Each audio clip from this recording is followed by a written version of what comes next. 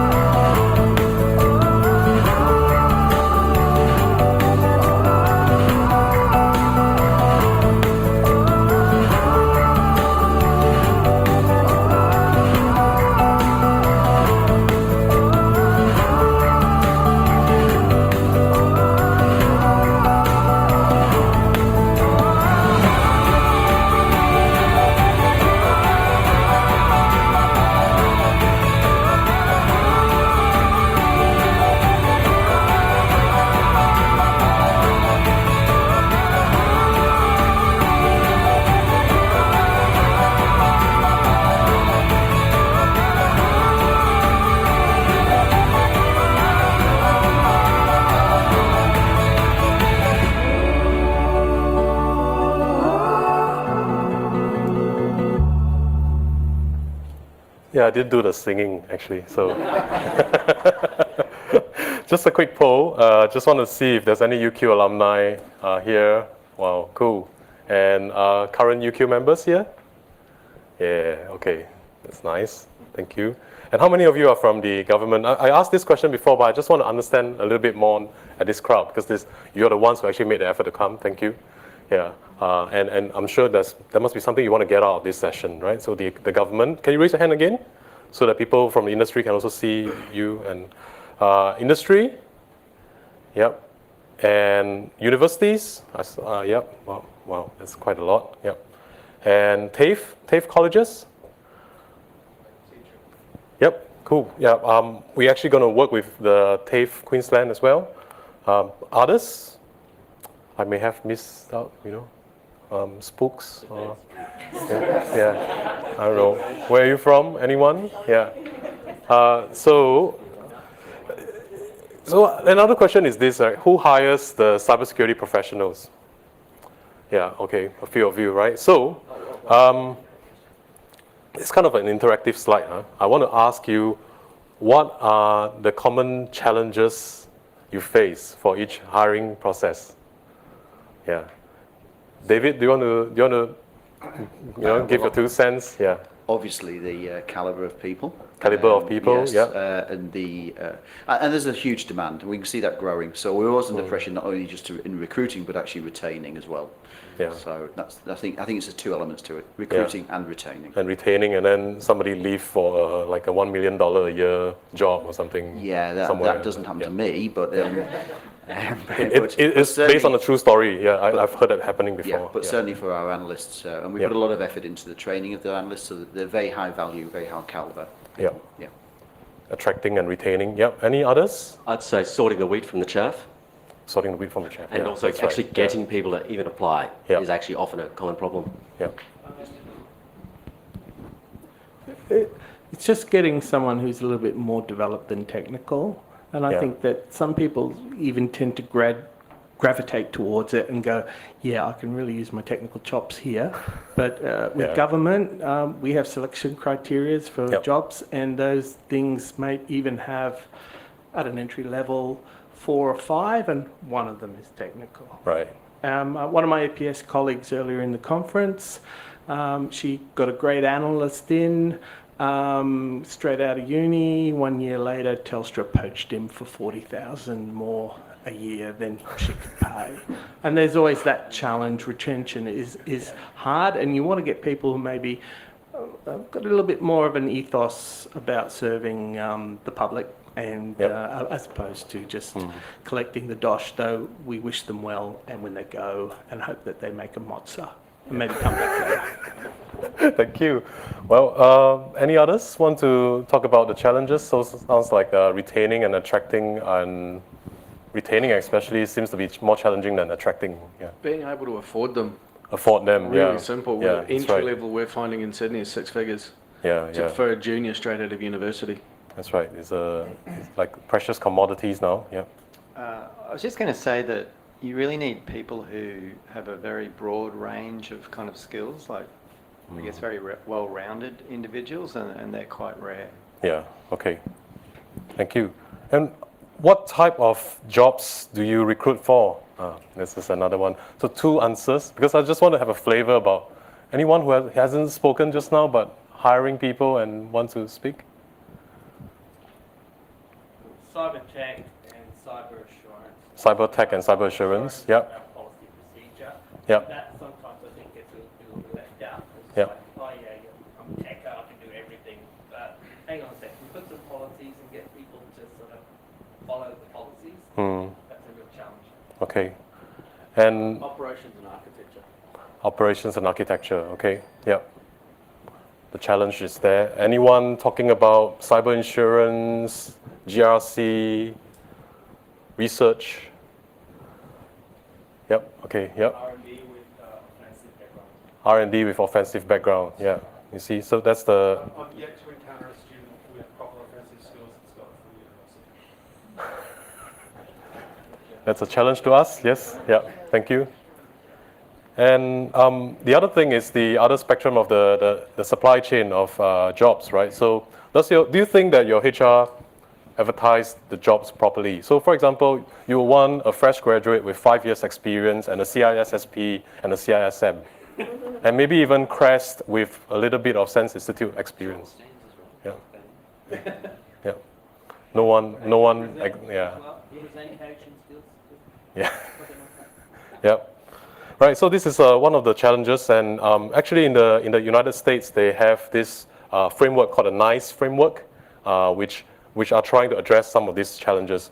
I think in Australia it's good that we can come together and maybe we can start to lobby for something like that. Not reinventing what they've done, but adapting what they've done to the Australian economy. And what is the biggest worry, right, as a member of the? So this is the final question before I go on and talk.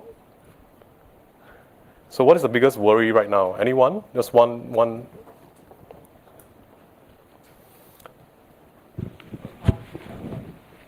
From a government point of view, it's very important to do a work-life balance.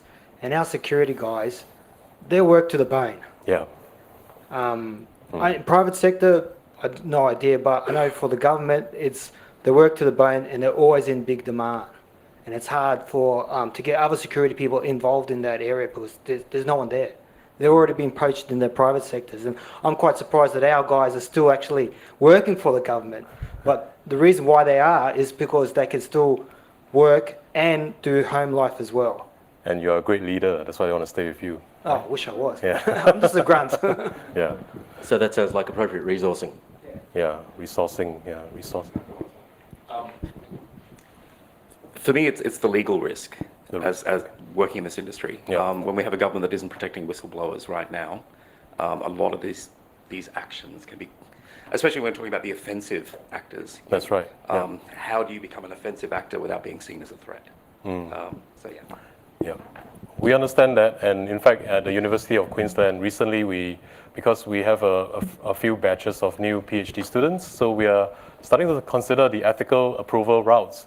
And when we're doing that, right, and looking at the classical ethical approval routes, they usually talk about DNA and genomics and private data from a biological point of view. But we would like to see how we can actually improve our even our internal processes on doing such a thing, so that we protect people who do the research, and if they do it legally, of course, and also how can we encourage more open research. So I'm just going to do a quick overview of the Australian landscape as summarized by AusCyber.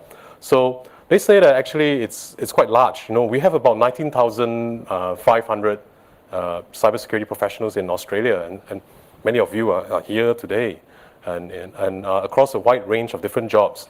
And using the NICE framework, they categorize people into 7 categories, ranging from investigations, which is about 2%, doing forensics, doing attribution, and so on, and then all the way to maintenance of the IT security systems, about 21%, about close to 1/4. And a growing number of these roles are non-technical and require multidisciplinary skills from law, communications, and psychology, right? But it's not all doom and gloom, but the challenge is quite real, and it's more severe than previously thought.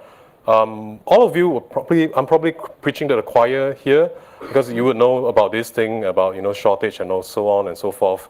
But what is interesting is that this number here that they're talking about. So I think every university, TAFE, even training institutions or private entities all have to work together to actually make this happen. So it's great to see all the spectrum of people providing the training here. And apparently that's good news. The education system is responding effectively. More than half of Australia's universities actually offer cybersecurity qualifications, and many others teach some courses. There's also TAFE colleges around with a standardized program, and the numbers are increasing, and we've seen that all over Australia.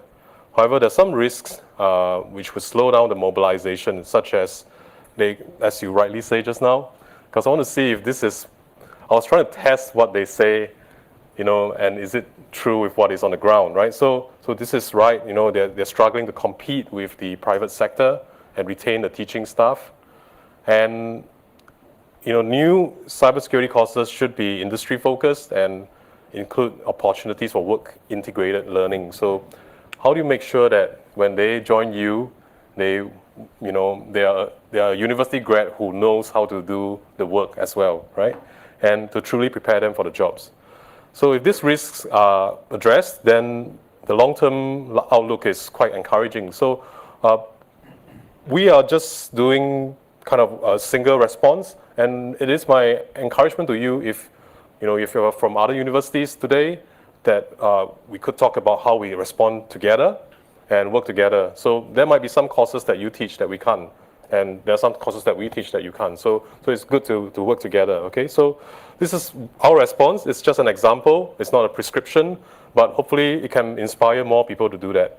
So you've seen these slides before, but the gist of this slide is the availability of real-life data sets and real-life mentors from AusCERT and its members and the ITS team, and also our partners, from around the world, which I'll show you later, a glimpse of the example of some of the partners that we have. And the center one, which is quite the attractive one, which is the interdisciplinary aspects of things, and then delivering in different forms. One of them is the Master of Cybersecurity, which I'll use as an example. So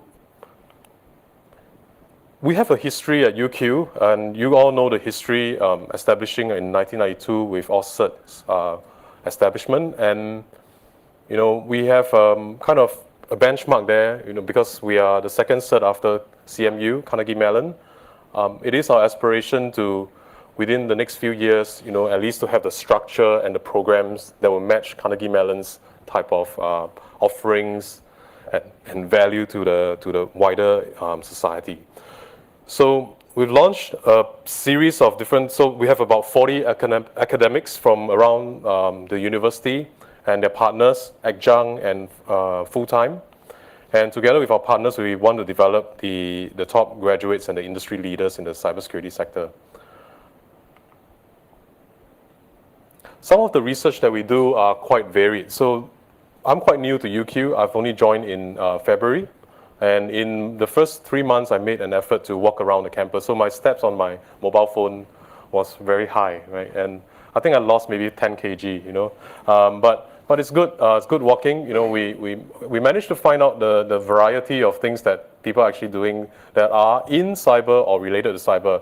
For example, the quantum communications. So we have a group which talks about the quantum key distribution, and also some of the people who are trying to find out ways to make a general quantum computer more possible, right? So we're still some time away from some of them, but the quantum key distribution, you know, for example, the likes of quintessence in ANU, they've shown that it is possible. And they're trying to find out ways to even optimize things like, you know, when you do it from a satellite down all to Earth, and how do you actually modulate them, and how do you make sure that the signal actually works properly? You know, these are the basic things that are quite cutting edge, but we need them, right? So sometimes universities get the stick for, you know, oh, you know, you don't train, but there's a lot of very interesting things that came out from university. RSA, for example, we've got the CAPTCHA. CAPTCHA was also a university kind of effort, and so on and so forth. So we cover a few other aspects as well. I'm not going to read all of them, but you could see that on the other side of the spectrum, right, from the very technical parts all the way to the policy and the criminology part. So one of the trends that we see also right now is that, for example, when a person, so this is in my previous role and in the interaction with the frontline police officers and with the Interpol, we found that a lot of the frontline officers are not equipped with the knowledge and the technical expertise to handle cases like ransomware attacks. So a granny could come with a locked laptop to the police station and they get turned away because the police officer doesn't know what to do. You know, they said, oh, we can't help you. You know, you can look for your nearest IT guys, or you can call AusCERT. Yeah, right. So this is the reality. So the spectrum of what we have here are the challenges is quite large. It can be a full program by itself, right? And what we're trying to do is we're trying to partner with the government agencies, industry partners. So these are some of the samples of the researchers that I've talked to, and including myself, you know, who are we partnering with? We're also partnering with the likes of, you know, NATO, Interpol, ISO. We have Oracle Labs just in Brisbane, you know, Palo Alto Network, so on. NIST will be a key partner of us as well.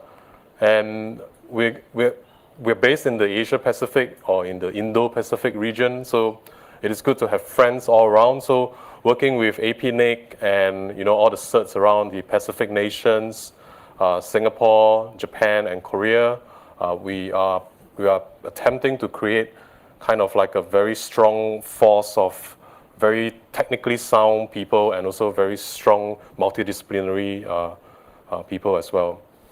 And we're tied to some of the centers of excellence, so we get access to some of the cutting edge equipment. So I was just having a chat with Silvio yesterday about, you know, some of the things that he wants to do on the hardware, and then he was talking about the equipment, and my head of school was just next to me, and he said, oh, we have those equipment, you know, why don't you come and just try them? I was like, okay.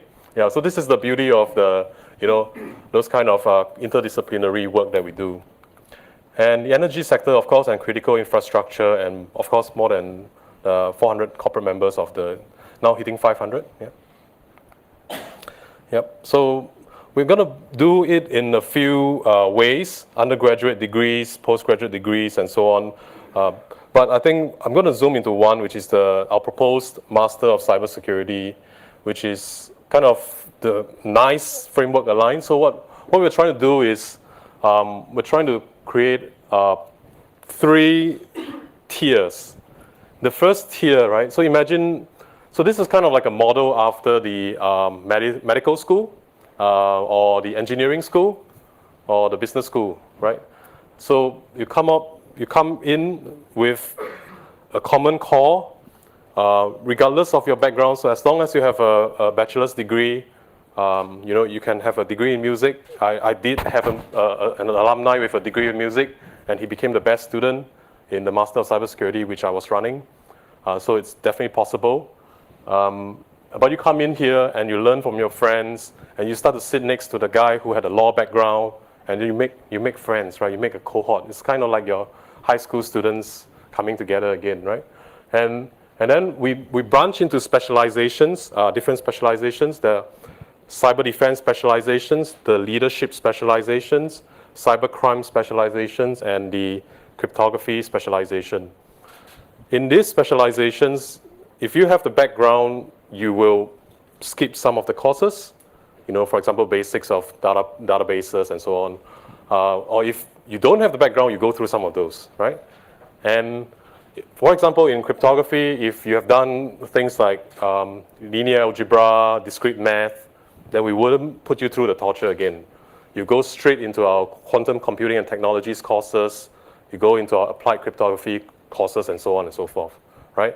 So in a nutshell, this is where you start to build your muscles, right? Build your muscles, and then after that, we'll send you out, you know, down the mountain into the real world with a capstone project. So if you are an existing employee of a company studying this part-time, then you can use your existing company's cybersecurity needs and research needs to be a part of your capstone research project. If you don't have an existing job, then we will have the employability team assisting you to form internships with a list of companies. For example, our AusCERT members and our ITS teams, and you know, and beyond. It is my plan to start internships with global organizations as well. So this is, in a nutshell, this is how we structure it. I've mentioned it verbally just now because I don't want to shock you with a lot of arrows and boxes. But this is the multi-entry and exit points that we're talking about. So imagine you're a typical mid-career person who's trying to pivot from an IT degree, going to specialize into cyber, and you want to, you know, do this at your own pace, but you want to do it in blocks.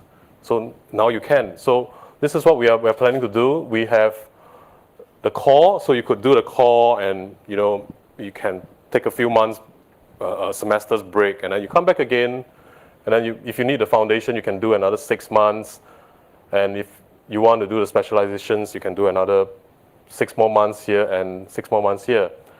Part of the attractiveness of these electives is that one of the electives will be housing and recognizing your prior certification experience.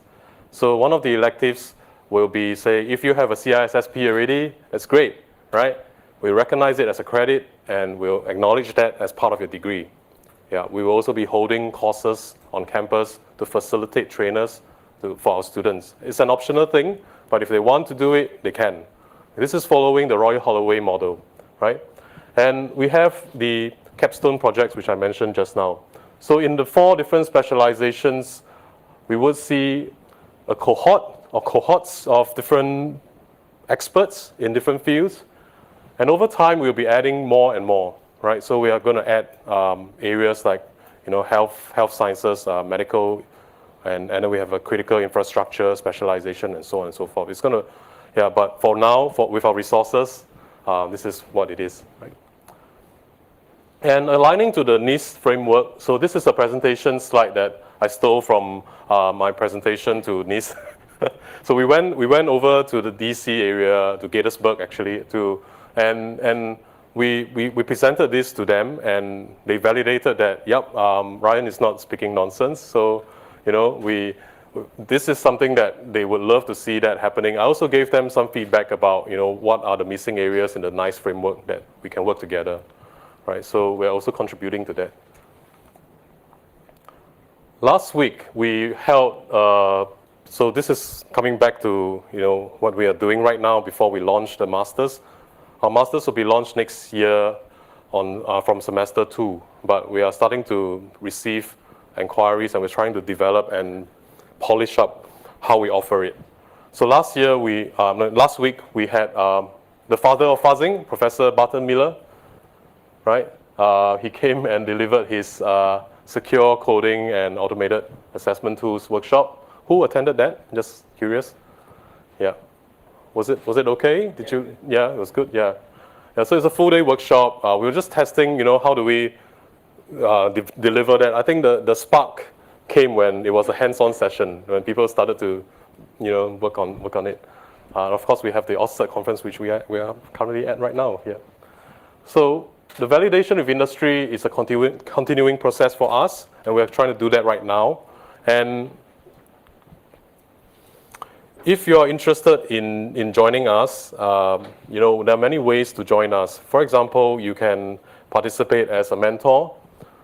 We have a distinguished speakers segment. We have the guest lecturer program where we will, if you say that, hey, I have this something passionate I want to speak about, that I think, I want the future generations to learn about, that's great. We're also hiring adjunct lecturers and professors. We're offering the internships, and there's this interesting thing which I found was very meaningful is if you would like to, give back. So there are stories of people who actually benefited from bursaries or scholarships in the past from someone else, and you want to pay it forward. You don't have to be a multi-millionaire. All you do is just say, okay, I think I'm quite interested in just sponsoring one person from a certain demographic or background, right? Of a certain financial background, and say, if there's such a person, I'll be quite happy to do that. So this is a possibility as well. And if you think that, what I've shown you is something that you would like to comment about, just come to us. So with that, thank you very much.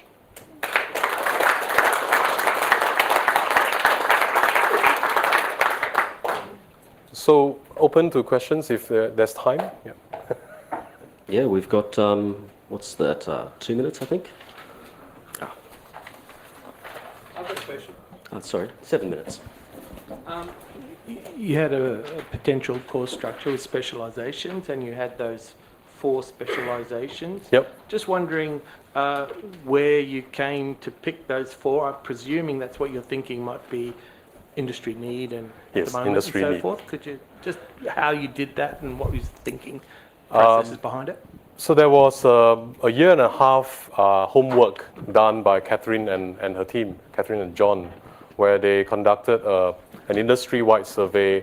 They also looked at all the existing degrees from around the world and in Australia. And then we looked at a nice framework, and we also looked at the sector needs. So we started to divide into the sectors.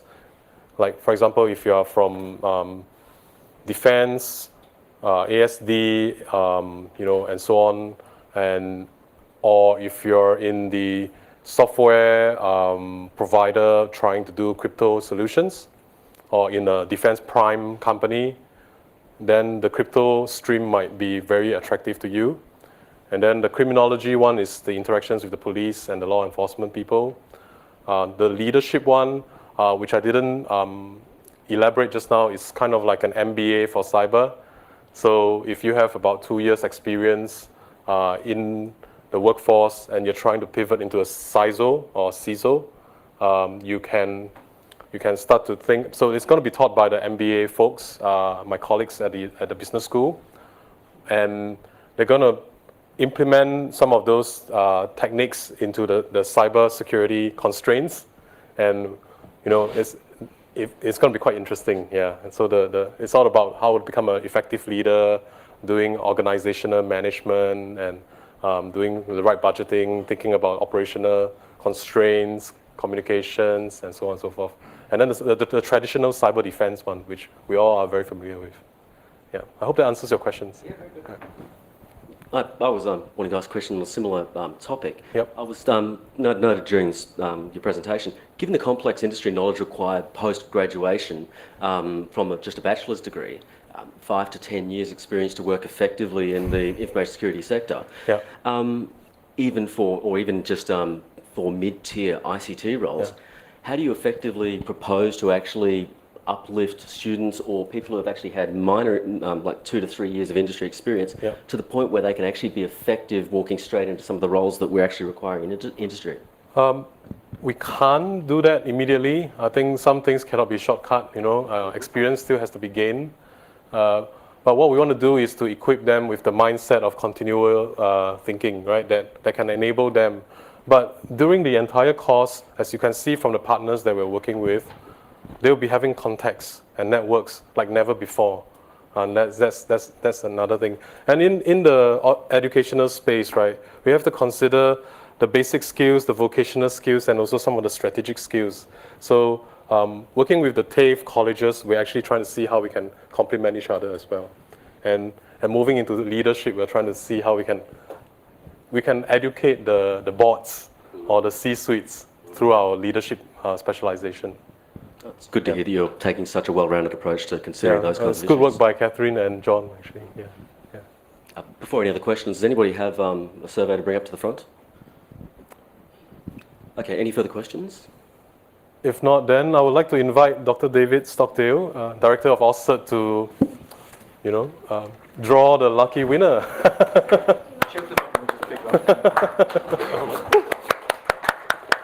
Okay, what's the prize?